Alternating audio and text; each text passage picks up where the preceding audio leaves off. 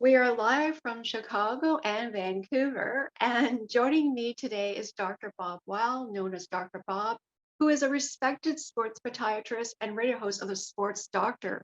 He's back on the show for The Sports Doctor is In segment to talk about the importance of ankle strength exercises to stay in the game. Welcome back, Dr. Bob. Christine, it's great to be with you. Happy holidays, right, to everybody. I still had to put my Halloween costume away and everything, but it's always great to be with you guys, share some good insight, and the importance of ankle strength is one of them. Yes, and you have an article, Universal Exercises, whatever the sport.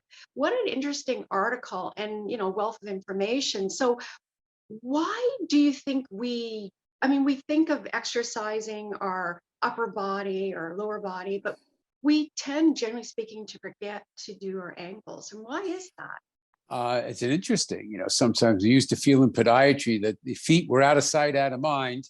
But there isn't really a sport, regardless of what it is, at whatever level, where we don't see the most common problem being ankle injuries. And it's a weak link sometimes. So what we try to do is, instead of paying attention many times with how much the athlete could bench press or how much they're doing for their biceps and upper body, we want them to include strengthening the ankles as a routine part of their exercise routine. It's for runners. Again, it's really, really important, as it is for soccer players, tennis players, skaters, etc. The ankle's a complicated joint. It allows us to absorb shock, terms that all runners are familiar with: pronation and supination, the ability of the foot to absorb impact, the ability of the foot to shape to the surface. Imagine yourself walking or running barefoot on the grass. Pronation allows your foot to shape to the terrain, and there's internal rotation of the whole leg that's part of that shock absorbing mechanism. And once you bear weight, that changes to the term called supination, where the foot lines up like a lever to push us off. And the ankle is one of the main ingredients in having stability and motion control in all of those different directions. So we are talking about these essential exercises, and I add the strengthening of balance coordination in that article also, when we talk about the two essential exercise concepts. Again, no matter what your age or your son or daughter's age, whatever their sport, whatever their level, whatever your level, strengthening your feet and ankles. Rubber bands are a great way to do it. Balancing on unstable surfaces like tilt boards and the Bosu and the sand dune, great ways to work stability. And the second, again, is the idea of working on balance and being able to imagine yourself standing on one foot, closing your eyes and finding out where you are in space. So the fact that ankles, again, are the number one injury that we see in all sorts of activities, that they become a real problem for many individuals. Chronic ankle instability. The ligaments of the ankle are more like taffy than rubber. So once they're strained and stretched and irritated, we start seeing that they lose some of their stabilizing power and mechanism. So we want this to be included. And today we've come a long way. As far as this inclusion is concerned. Many athletic trainers, many team sports physicians absolutely include this type of strengthening. Again, runners, where you are many times on unstable surfaces, let alone running on trails or uneven surfaces, ankle concern is a big deal. So we want to pay attention. 5-10 minutes of exercise doing range of motion with rubber bands. We can do that successfully with 8-9-year-olds. We could do it successfully with super citizens who are in their 80s.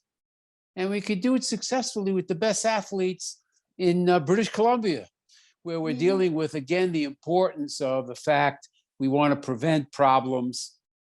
Think about it. changing direction, coming down from a jump, running as fast as you can, stopping. All of these things involve the ability of the ankle to adapt and give us that first shock absorbing mechanism. And, when I think about it, I've never seen an athlete with overdeveloped ankles. Yes, well, Dr. Bob, the viewers who are watching and listening, and they want to start, how would you suggest they do that? I think a great way is to consult. Again, if your son or daughter is playing sports, have them talk to the athletic trainer who can really tune them into these kinds of simple exercises to include what they're doing. If you're a runner or an athlete who isn't necessarily on a team, a great way is to connect with your local physical therapy group and have them again show you a great series of exercises that can tune into what you're doing, that could tune into your particular history, as well as what activity you might be doing. So getting some supervision so you know what you're doing, so that you're doing the exercises properly. And we're not talking about having to go to therapy. We're talking about get that education from a good therapist who can be able to, again, you as a runner, years ago, we couldn't get runners to strength train, couldn't get them to do it.